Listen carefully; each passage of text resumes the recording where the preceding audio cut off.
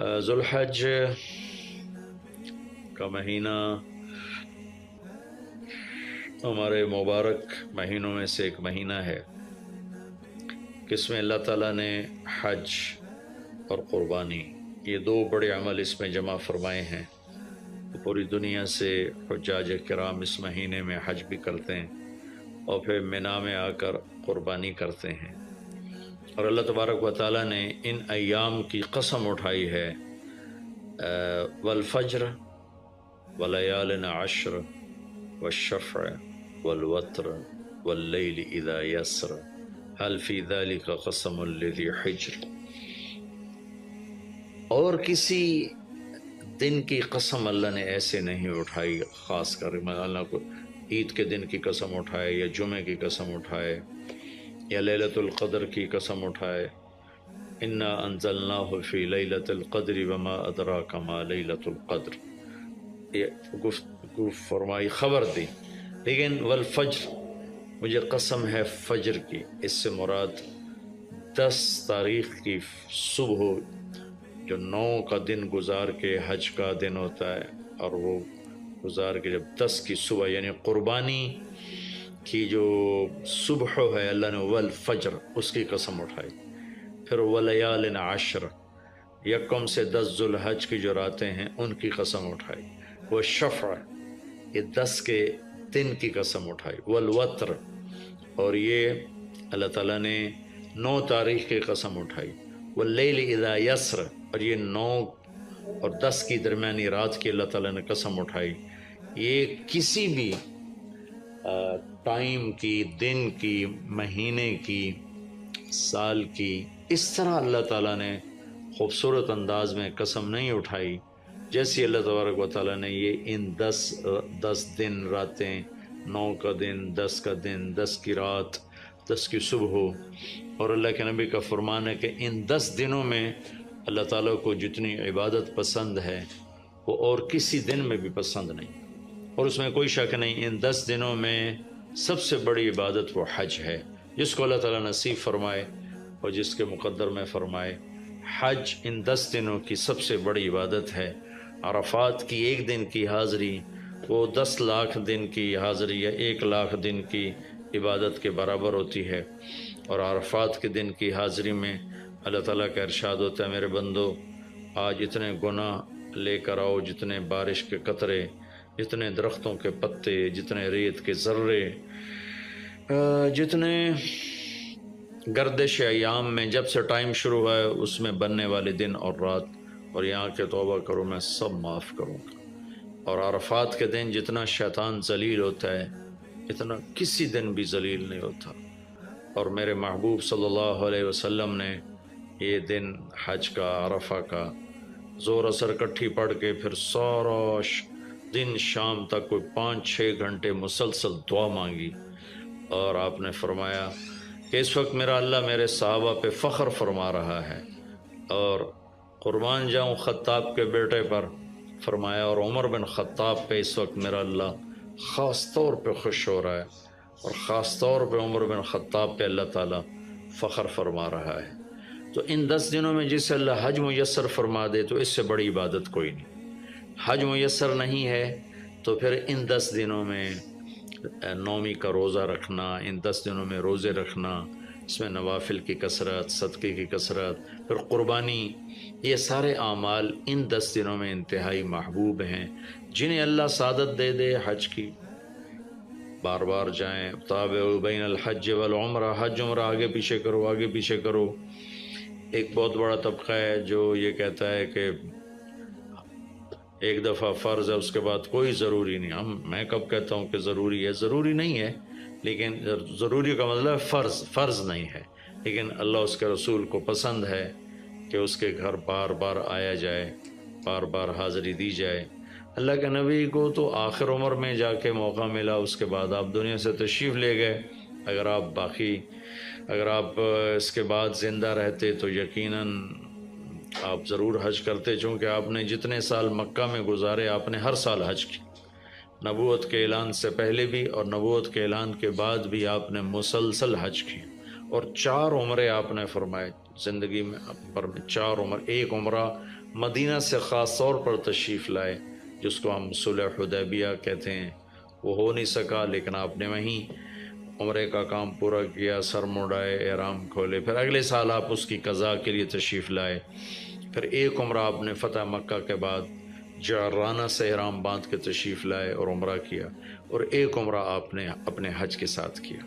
صدیقی دور میں پہلا سال جنگوں میں گزر گیا، دوسرے سال صدیق اکبر اپنے پورے ساتھیوں کے ساتھ حج پہ تشریف لائے، فاروقی دور میں عمر بن خطاب رضی اللہ تعالیٰ 10 سال حکومت کی، 10 سال حج کیا، ہر سال حج پہ تشریف لائے۔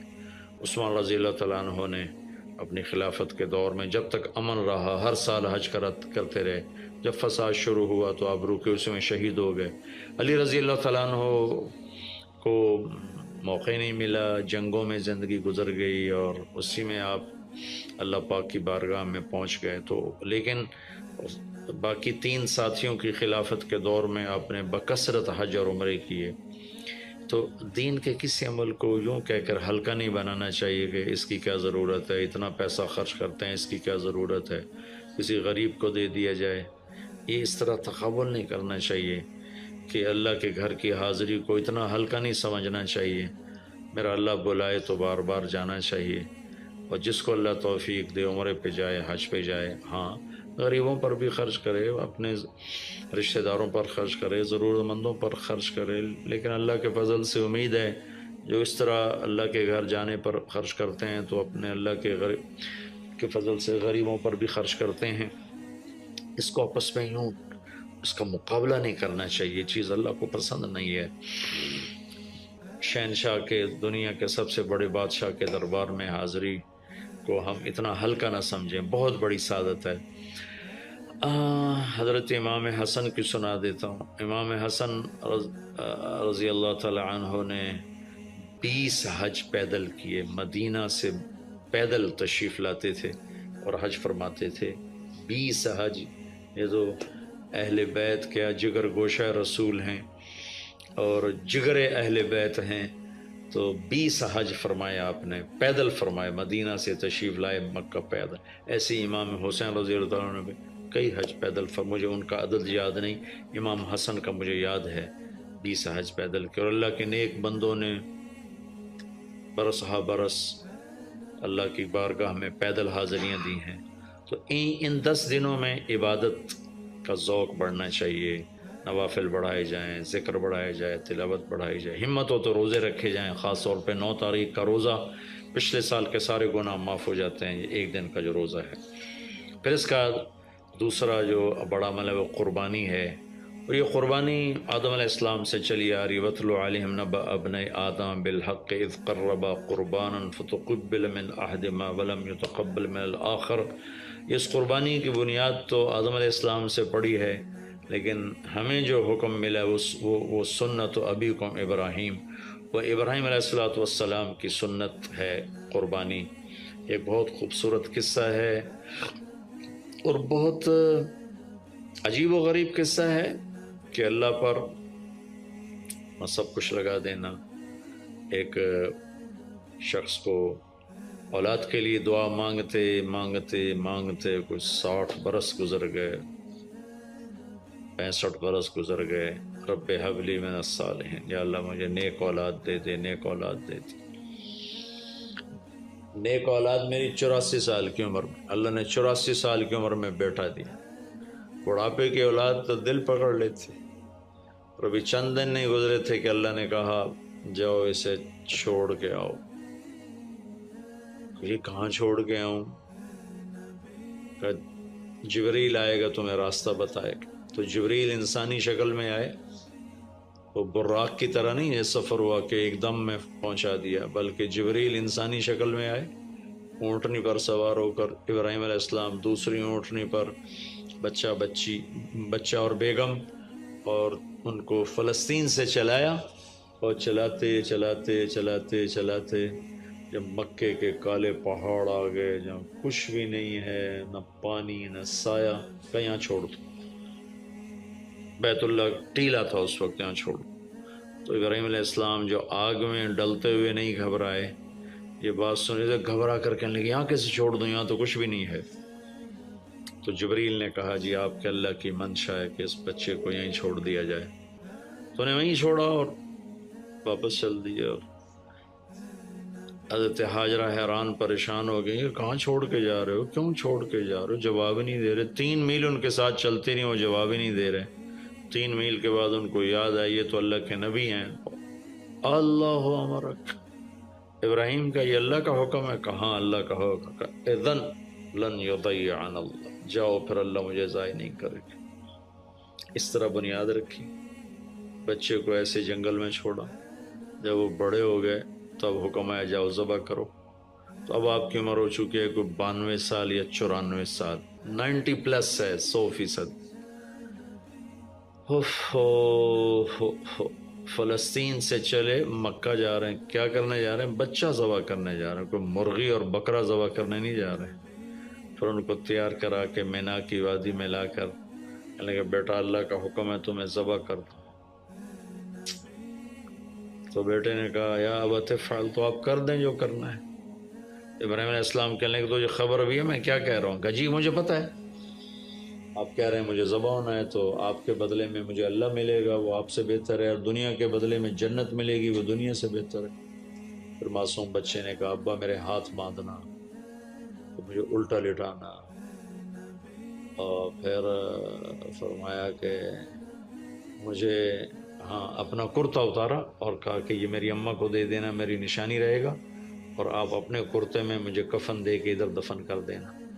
تو ان کے ہاتھ باندھے، پاؤں باندھے، الٹا لٹایا، اپنا گھٹنا رکھا ان کی کمر پر، ان کے سر کے بال اٹھائے اور تھوڑا سا اوپر کر کے نیچے چھری چلانے کے لیے، ایک ہاتھ میں بال تھے ایک ہاتھ میں چھری تھی، اور یوں آسمان کو دیکھا کہ اللہ تو مجھ سے ناراض ہو گیا ہے کہ اسماعیل کی محبت نے میرے دل میں جگہ پکڑ لی ہے۔ نہیں میرے مالک، میرے دل میں تیرے سوا کچھ نہیں ہے، اگر میرا کوئی امتحان ہے تو پاس کر دے،